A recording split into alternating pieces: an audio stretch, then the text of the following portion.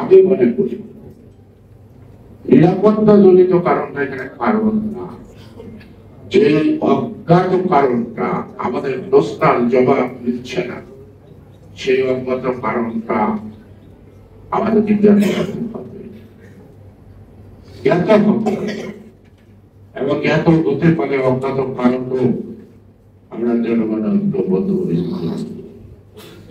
যে বাধা হবে তাকে রাখবো না, পরিষ্কার করে যে বাধা হবে সে তাকে রাখবো না, সেই সিদ্ধান্ত নিতে আমরা বাধ্য। আমরা আন্দোলন করছি না, সরকারের বিরুদ্ধে বলছি না, আপনি জনপ্রিয় আমরা বলছি না, আমরা বলছি আপনাদের দায়িত্ব দিচ্ছি, বিশ্বাস করতে চাই আমরা দায়িত্বটা নিষ্ঠার সাথে সময় মতো জন্ম আকাঙ্ক্ষিত মতো আপনি কাজটা সেরে ফেলে দেবেন। কিন্তু এত সংস্কার করবেন কি পাওয়ার আছে? সংবিধানের সাথে সংশ্লিষ্ট এখানে অনেকে পার্লামেন্ট মেম্বার থাকতে পারেন, আছে যে সংবিধানের সাথে সম্পৃক্ত কোন আইন রদবদল করার ক্ষমতা এক্সিকিউটিভ অর্ডারের সরকারের হাতে থাকে না,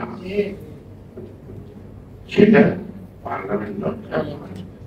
গণতন্ত্র এবং সংস্কারকে আপনারা মুখামুখি করছেন, সংস্কারের শত্রু গণতন্ত্র না, আর গণতন্ত্রের শত্রু সংস্কার না, বরং পারস্পরিক একটা অন্যটার পরিপূরক। আগে গণতন্ত্র আসলে অন্য সংস্কারগুলি করতে সুবিধা, কারণ গণতন্ত্রের মাধ্যমে জনগণের জেনুইন ভোটে যেই সরকারটা আসবে তারা অকপটে এগুলি ক্রমান্বয়ে এই সংস্কারগুলি সম্পন্ন করতে হবে। অর্থাৎ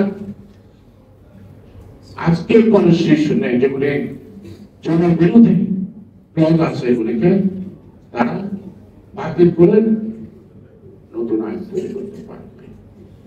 তাহলে গণতন্ত্রের পূর্ব শর্ত সকল সংস্কার সম্পন্ন করার জন্য।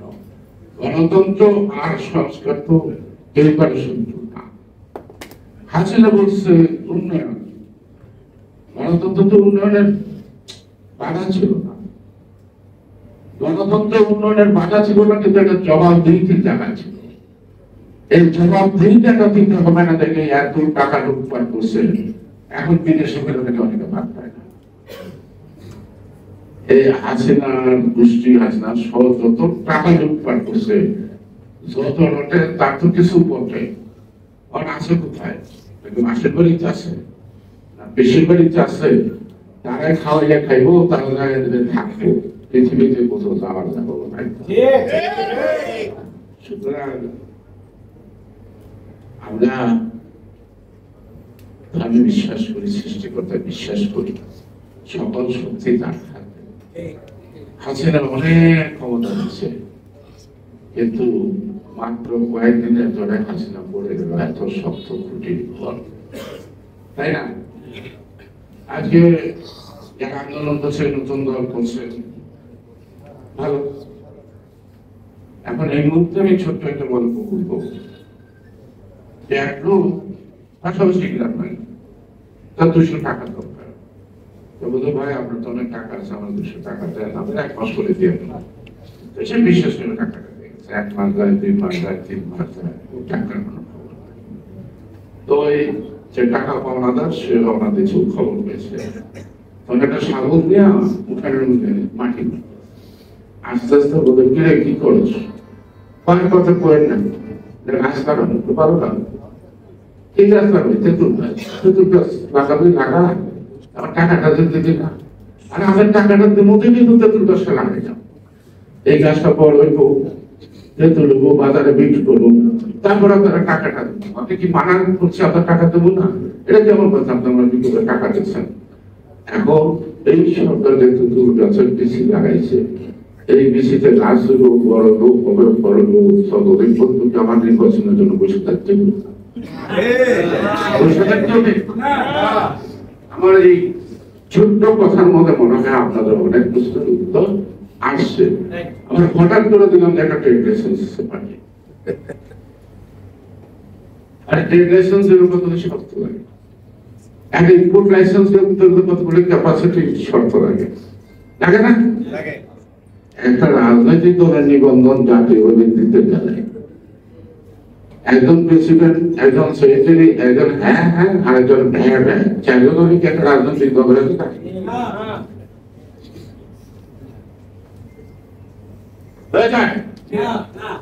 জাতীয় প্রতিনিধি করতে জেলা পর্যন্ত তার সমাধান থাকতে হবে, থানা পর্যন্ত থাকতে বিভিন্ন বাড়তে।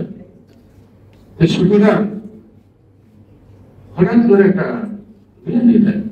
অর্থাৎ গণতন্ত্র শক্তি, ধর্মীয় মূল্যবোধে বিশ্বাসী জনগোষ্ঠীকে টুকরা টুকরা করতে পারলে মনে হয় শেখ হাসিনার যৌবন আবার না।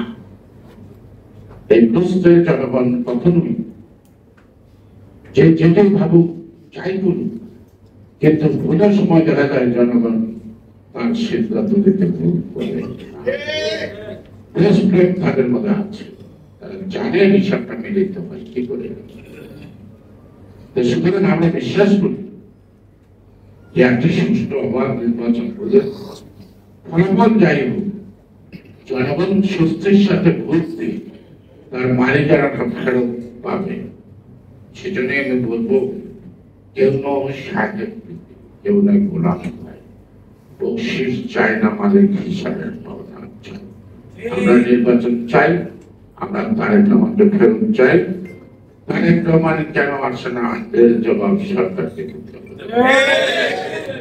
কারণ সে জানে, তারেক রহমান হয়তো প্রকাশ করছে, সে জানে বাধা আছে, কোনো না কোনো বাধা আছে। তাহলে মাতৃভূমিতে তারেক রহমান ফেরত আসবে না।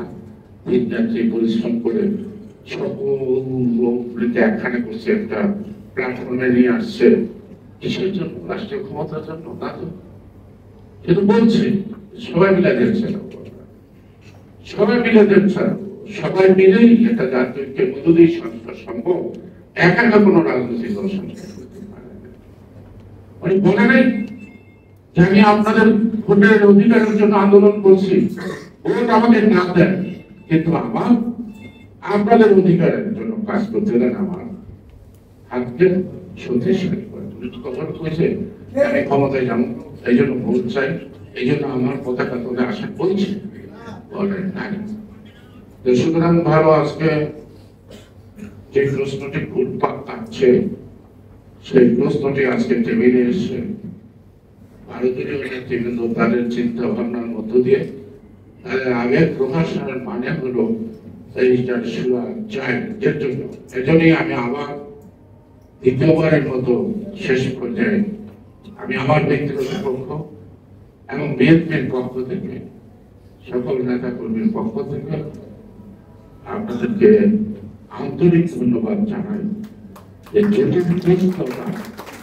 আজকে জনগণের সামনে তুলে ধরলেন। এই প্রশ্নের সমাধানের জন্য আগামী দিন আপনারা আপনাদের পূর্ণ করতে প্রস্তুত থাকবেন। আমরা আপনাদের সাথে থাকবো। সবাইকে ধন্যবাদ। বাংলাদেশ জিন্দাবাদ।